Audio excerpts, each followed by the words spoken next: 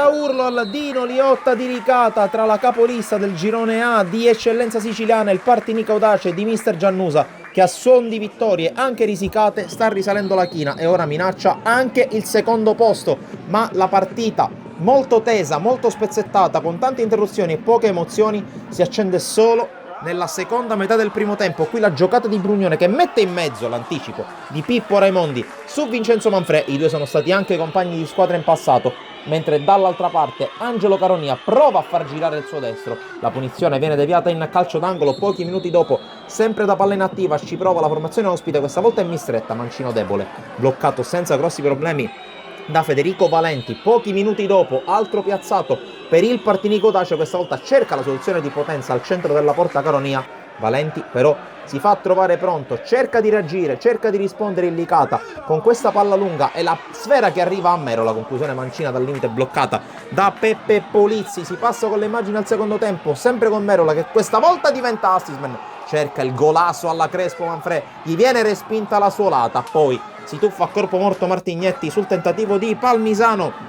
Dall'altra parte sempre calcio d'angolo con la palla scodellata in mezzo, il colpo di testa di Merola che non trova lo specchio della porta dall'interno dell'area piccola. Entra Minacori, cerca subito di mettersi in ritmo, sponda di Manfrè, Merola con la conclusione respinta ancora. Don Pippo Raimondi esaltante nella marcatura insieme al suo collega di reparto Martignetti. Poi il calcio d'angolo, la palla che rimane lì dopo il tocco da parte di Calaiò, blocca senza grossi problemi Polizzi, sempre a sinistra, attacca Licata in questo frangente con questa iniziativa di Merola che diventa un tiro.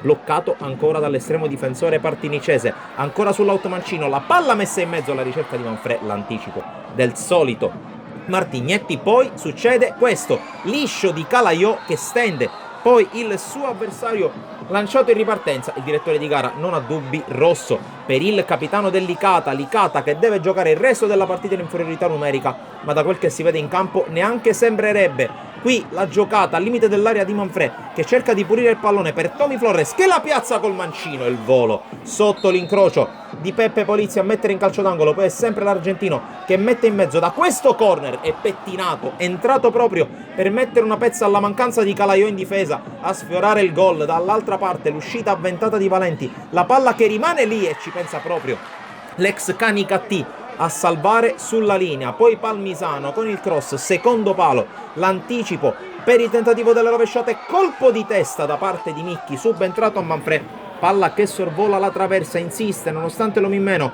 la squadra di Bonfatto che attacca sempre a sinistra. Qui il cross di Tedesco sul secondo palo, prova a rimetterla Palmisano, un tiro cross che attraversa tutto lo specchio della porta. Infine il calcio d'angolo di Tommy Flores allontanato dalla difesa del Partinico Audace che riesce a strappare lo 0-0 a Licata che si salva nonostante l'inferiorità numerica. Da Sportisiri è tutto, alla prossima!